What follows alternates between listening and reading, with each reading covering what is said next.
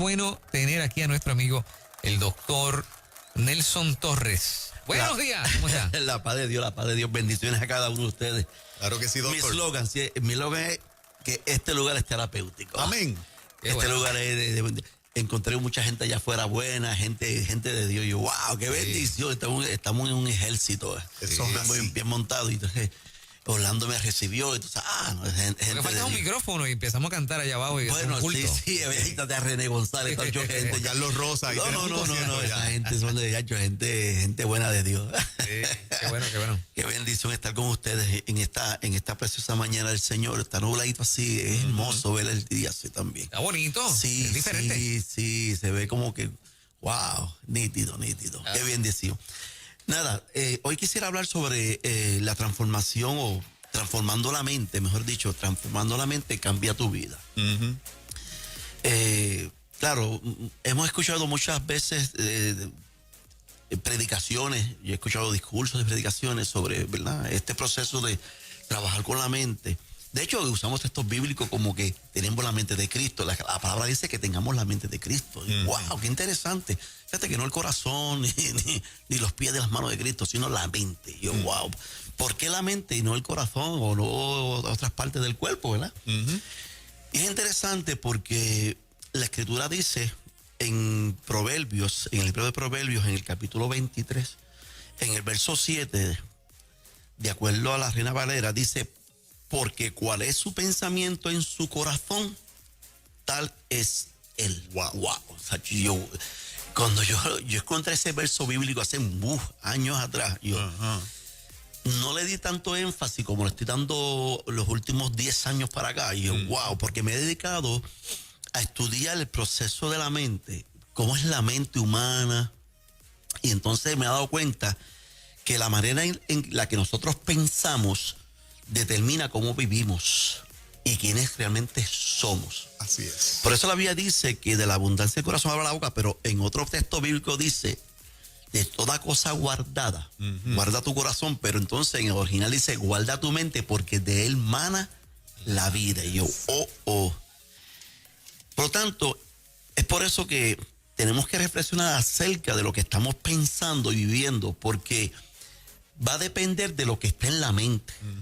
Va a depender de lo que está en la mente. Por lo tanto, es importante que nosotros podamos comprender, ¿verdad?, esta situación de la mente, qué papel juega la mente, ¿verdad?, con el desarrollo de nuestra vida y sobre todo con la eternidad también.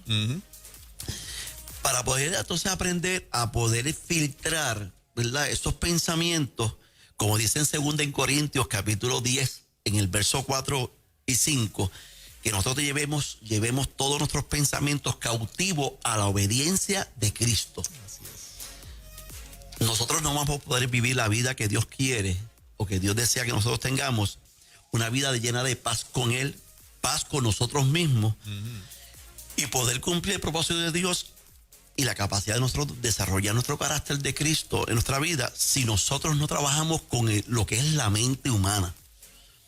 Claro, hay que entender que la mente no es lo mismo que el cerebro. Y hay una gran diferencia. Por eso es que yo creo que antes de continuar tenemos que definir concepto de lo que es la mente y el cerebro. Tremendo. Y sobre todo, ¿qué papel juega la mente con las consecuencias de nuestra vida y la eternidad? Si yo defino lo que es la mente desde la perspectiva psicológica, es realmente el conjunto de muchas actividades y procesos que ocurren tanto a nivel consciente como a nivel inconsciente, que nos permite a que nosotros recopilemos información, la analicemos, la procesemos y lleguemos a unas conclusiones. Esos procesos mentales son responsables de la creación de pensamientos. Ese tipo de procesos son responsables de nosotros, ¿verdad?, crear pensamientos. Claro, yo no voy a dar una explicación neurocientífica de cómo se da el pensamiento de las neuronas y todas esas cosas, porque ese no es el tema aquí, el foro. Pero la mente es la responsable de crear esos pensamientos, la percepción, el aprendizaje, el razonamiento, el entendimiento, la memoria, las emociones, la creatividad y la imaginación. Todo eso son procesos mentales. ¿Viste qué complejidad? sea, que la mente no es una sola cosa. La mente es un network. Es un aparato bien complicado. Claro, que utiliza el cerebro, la parte fisiológica, para que se dé ese proceso. Claro. Ahora, la mente es la que nos permite estar consciente, ¿verdad? Y adquirir conocimiento. Nosotros llamamos eso inteligencia, que es diferente a sabiduría, ¿sabes? A veces Exacto. amarramos inteligencia y sabiduría, ¿verdad? Como si fuese sinónimo, pero no son lo es. sinónimos. Guardan relación, pero no son sinónimos. Hay gente sumamente inteligente que no es sabia. Exactamente. Por eso la Escritura dice que el principio no de la inteligencia es el temor a Dios, sino el principio de la sabiduría. Porque la sabiduría es la praxis del conocimiento adquirido. Yo puedo tener conocimiento adquirido, pero si no lo pongo en práctica, no soy sabio. Lo que me hace mi sabio es que yo aplique lo que yo sé. Por eso la Biblia dice, Jesús hablando, que el que escucha las palabras y no las hace, que no es sabio. Exacto. Por eso es que más que conocer es importante. No estoy diciendo que conocer no es importante. Sumamente importante conocer. Por eso Dios nos dio la inteligencia. ¿Usted no cree que no fuese importante si no fuera importante la inteligencia, Dios no lo hubiese dado? Es importante. Pero más que la inteligencia es el proceso de yo ejercer mi voluntad para aplicar o para yo poder ejercer ese conocimiento en algo funcional, en algo práctico. Por lo tanto, los seres humanos, nosotros recibimos información desde niños, niños, vamos aprendiendo palabras y tal, y vamos gradualmente desarrollando la capacidad de pensar, ¿verdad? Por el conjunto de las palabras. O sea, que las palabras que nosotros vamos adquiriendo en nuestra niñez, 2 añitos, 1 añito, 2 añitos, escuchando las palabras que empezamos luego entonces los fonemas, papá, mamá, ese fonema.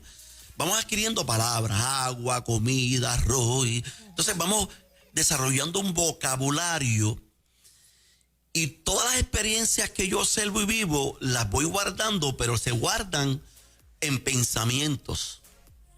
Se traducen eventualmente en pensamientos. Entonces, cuando llegamos a una edad, tenemos la urgencia de definir quiénes somos.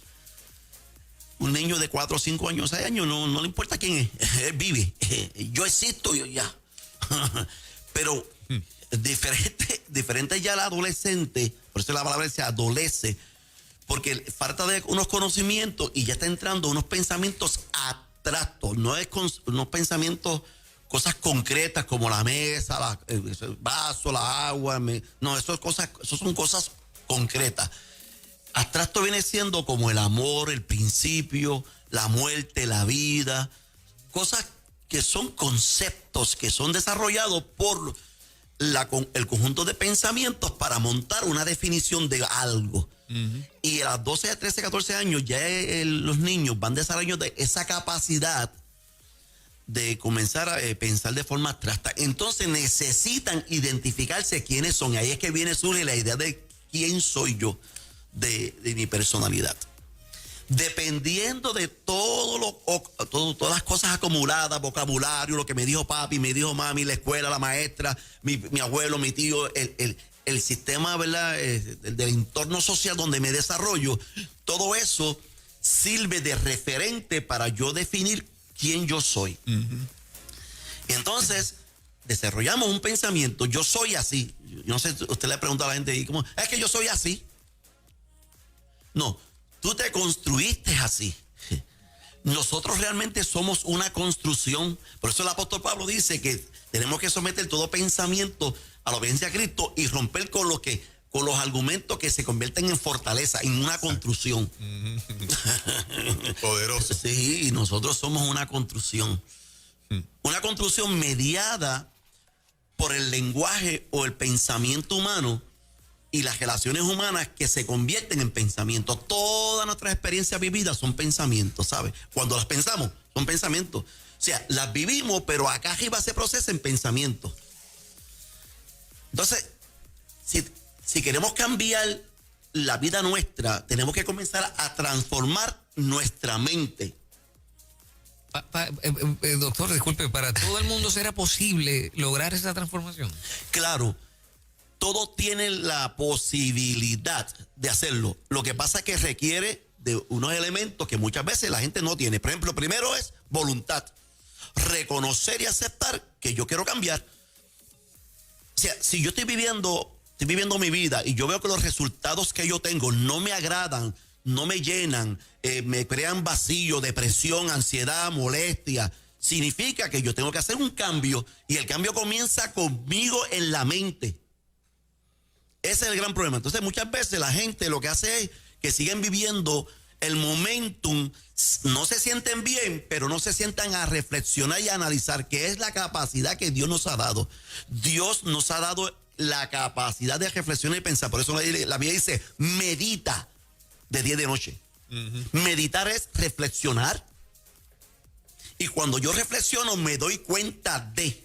Y al darme cuenta de, entonces yo comienzo a tomar decisiones. Espérate, esto no me agrada, por lo tanto tengo que hacer otra cosa. Pero como no nos sentamos a analizar ni a reflexionar, ni a buscar lo que, de analizarnos o de examinarnos. Por eso el salmista dice, le dice el Espíritu de Dios, examíname. Y ve lo que hay dentro de mí. Ve lo que hay dentro de mí. Ayúdame a verlo, que yo no puedo. Entonces, esos son procesos que muchos de nosotros no hacemos. Por miedo, por falta de disciplina, porque no nos orientaron. Por eso la Biblia dice que la falta de conocimiento, la gente perece. O sea, no se equivoca, perece.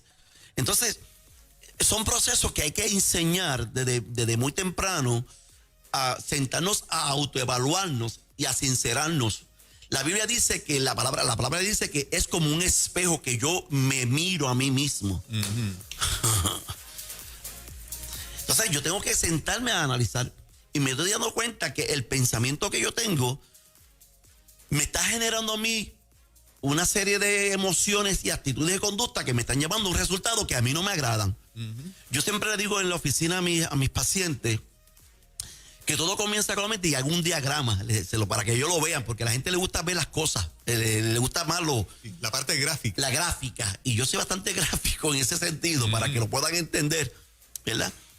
Y empiezo, la mente, después le digo la mente, en la mente ¿qué ocurren? Pensamiento, pongo pensamiento. De los pensamientos, el pensamiento es la base de las emociones. Todas las emociones están amarradas de alguna forma consciente o inconsciente a un pensamiento. Y como cambia la vida un pensamiento. Puedes estar bien hoy, de repente viste algo que no querías ver. Pues escuchaste algo que no querías escuchar. Exactamente. Y te cambió la vida. Pero esencialmente uno es lo que piensa o lo que hace. No, ahorita yo mencioné aquí que nosotros somos lo que pensamos. Dependiendo de cómo yo pienso, se da mi vida. Si yo pienso positivo de mí, mi percepción de la vida y mi futuro, o sea, la vida siempre es de esperanza y de cosas positivas. Mire, yo tengo aquí yo tengo en mi celular, tengo una dinámica que yo le enseño a mis pacientes. Es una oración completa. Y le digo, léelo de arriba hacia abajo. Y las personas lo leen de arriba hacia abajo. Ahora, eso mismo, léelo de abajo hacia arriba. Son dos cosas totalmente diferentes. Con las mismas palabras, la misma oración, el orden de cómo yo lo leo, lo voy percibiendo y el resultado al final es diferente. Wow. Eso se llama percepción y eso es lo que ocurre en la mente. Pero ocurre dependiendo de cómo yo lo pienso. Yo estoy leyéndolo y mientras estoy leyéndolo estoy pensando y esto está haciendo un efecto en mi percepción. Pero cuando yo lo leo de abajo hacia arriba, lo que estoy leyendo afecta mi percepción, pero de una forma más positiva. O sea, se puede decir que el pensamiento te lleva a una acción y la acción un resultado. El diagrama es de esta manera. La mente produce pensamiento. El pensamiento siempre va a generar una emoción. Todas las emociones están amarradas a un pensamiento de forma consciente o inconsciente. Yo no sé por qué yo me siento así, pero me siento así. Viste que no está consciente, pero está pensando. Lo que pasa es que no está consciente de qué está pensando. Pero es real que una persona diga, yo me siento así, no sé por qué. Claro, porque no está consciente porque se siente así. Okay. Pero ocurre un fenómeno psíquico donde las experiencias del pasado, cuando yo observo algo en el presente, conecta. Eso lo llamo por ahí los flashbacks. Me sigue, conecta con una experiencia que yo no he resuelto y eso tiene un efecto de forma inconsciente. La gente dice, yo me enojo de una manera horrible cuando estas cosas pasan y yo no sé por qué yo me enojo de manera. Y cuando comenzamos a indagar, a hacer introspección, autoanálisis, nos damos cuenta que hay un principio. El ser humano tiene principio, lo que no tiene final, porque el ser humano es eterno. Tiene principio, pero no final. Y siempre nuestras emociones tienen un principio, algo pasó. Y hay que identificar ese algo. Muchas veces es un proceso complicado porque el recuerdo está tan profundo, porque a nivel psíquico la mente tiene lo que se llama unos mecanismos de defensa que hace que esa experiencia no sea consciente, pero siga afectando mi resultado en mi vida consciente. Wow. Mire, yo he concluido, esta es mi hipótesis, ¿verdad? Yo he concluido que nosotros somos una réplica de Dios. Sí, él dijo, hagamos al hombre a imagen y semejanza. Estoy de acuerdo contigo 100%. Y Dios es un ser complejo. Nadie ha podido entender la mente de Dios. Por lo tanto, si yo soy una réplica, yo soy una complejidad. Yo soy el resultado de una complejidad. Por eso que tengo que ir a la fuente. ¿Y quién es la fuente? Él. Por eso la Biblia dice que el Espíritu Santo me va a revelar al Padre, me va a revelar al Hijo, que es la fuente, y me va a revelar a mí mismo. Exacto. Es el Espíritu Santo. Ajá. Sí. Y entonces cuando yo entro en ese ejercicio espiritual, entonces yo también uso la capacidad que Dios me ha dado del autoanálisis, la autorreflexión. Me puedo comenzar a dar cuenta y digo, Espíritu Santo, ayúdame, saca esos recuerdos. Pero eso el salmista decía, examíname, muéstrame todo camino de perversidad que hay en mí, porque es que no lo puedo identificar, pero ayúdame en este proceso. Sí. Pero se requiere de un esfuerzo. Esto es un proceso que no es tan fácil como yo estoy hablando, ¿sabes? Es un proceso que requiere continuidad. Entonces, claro, yo estoy en esa situación emocional. Está hablando, el pensamiento genera una emoción. La emoción, si yo no la filtro, genera una actitud. Y la actitud es la forma o manera de yo enfrentar algo. Esa es la actitud. Y la actitud me va a llevar a una conducta. Y la conducta me va a llevar ¿a qué? A unas consecuencias, a unos resultados. Por eso le dice que todo lo que yo siembro, cosecho. Si lo que yo estoy cosechando, lo que yo estoy recibiendo, yo tengo que autoanalizarme cuán responsable soy yo de ese resultado. Que puede haber otras personas influenciando ese resultado, pero yo también tengo que analizar cuán responsable soy yo, porque en última análisis yo soy el responsable de mi vida, no lo otro. Exacto. Y como a nosotros nos gusta siempre no asumir responsabilidad, porque siempre es el otro. Exacto. Eso viene desde que Adán cayó. Ella, es más, le dijo a Dios, la mujer que tú me diste, culpó a Dios. Sí. Qué atrevido, ¿verdad? Sí. Qué atrevido. Si tú no me lo hubieses dado, yo no tuviese este problema con él. Y Dios dice, sí, pero yo te advertí. Exactamente. Y te dije, ¿cierto? Sí, pues entonces tú eres responsable. Fue una decisión tuya. Claro. Tú puedes haber dicho no o sí. La mujer siempre carga la culpa desde el principio. Porque Satanás le ha enseñado al hombre Qué increíble. responsabilizarla. Por eso es que el hombre ha tenido a la mujer siempre como una esclava. Sí. Y como Sí. una ciudadana de segunda categoría, como un objeto.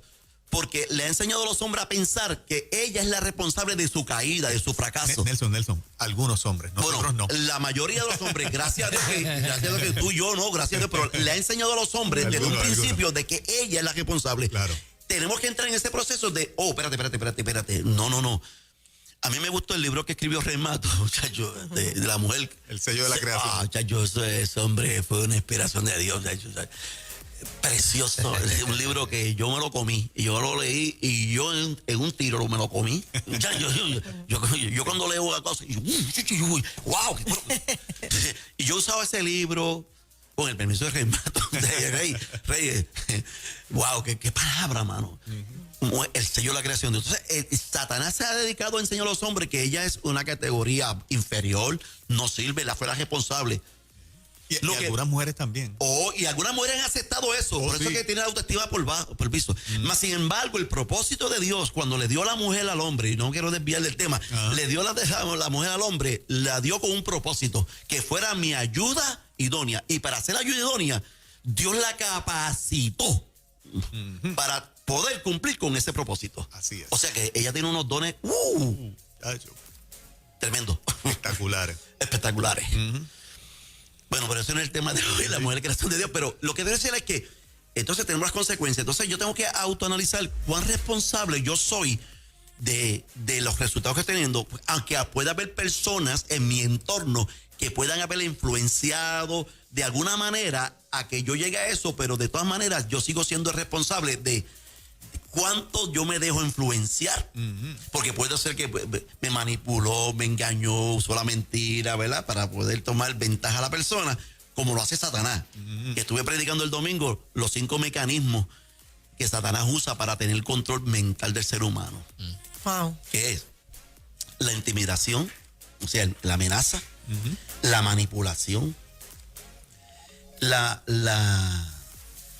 culpa, el miedo y la vergüenza, utilizando la mentira. Por eso la Biblia dice que Satanás es el padre De toda mentira. de toda. Usa la mentira para sembrar la duda, Ajá. para sembrar la confusión, para sembrar el miedo, la vergüenza y la culpa. Y cuando Satanás tiene control, porque el campo de batalla, y con esto quiero cerrar, el campo de batalla precisamente él sabe que es la mente. Wow. Pero transformando nuestra mente, nuestra vida cambia. Por eso la Biblia dice que tengamos la mente de Cristo. Al tener la mente de Cristo, miro como Cristo, pienso como Cristo, hablo como Cristo y escucho como Cristo. Wow. Qué poderoso, doctor. Dios les bendice, Demasiado la paz de Dios. Wow. Amén, amén. Tremenda palabra, cuidar nuestros pensamientos, ¿verdad que sí? Sí, Provocan emociones y las emociones consecuencias. como provocó mi emoción ahora. Sí. Porque cuando hablo esta palabra, Sí, yo, sí, sí, wow, sí. transforma. Es como que, wow, abre un telón. La Biblia dice que la enseñanza de la palabra es luz. Luz. Y la luz, tú ves todo. Por eso le dice, lámpara es a mis pies tu palabra y lumbrera a mi A camino. mi camino. Dios les bendice, la paz de Dios. Amén. Doctor Dios les Nelson bendice. Torres, ¿dónde le consiguen? Sí, pueden llamar al 787-619-4223 o enviar un mensaje de texto al 787-619-4223. Allí pues mi asistente le estará comunicando con ustedes y nos estamos reuniendo en la iglesia El Sendero de la Cruz, allá en Cagua, cerca de un gran dealer, ¿verdad? Por el centro. Sí, sí, sí. Sí. Caguas Expressway. Cagua Motors. Express Moto, la entra ahí y usted va a ver rapidito la iglesia del Sendero de la Cruz, o llame, busquen en el Facebook o busquen en internet Iglesia del Sendero de la Cruz, Caguas, y ahí estaremos, ¿verdad? Dándole una palabra y recibiéndole con mucho amor. Muchas Qué bueno. bendiciones. Gracias, doctor. La paz de Dios. Le amamos. Amén. Bendiciones a usted también. Queridas, bendiciones a todos. Bueno, en un ratito venimos con la pastora Marlene Arroyo. Tenemos la sección hoy de el reto de los teólogos. Eso es lo próximo aquí.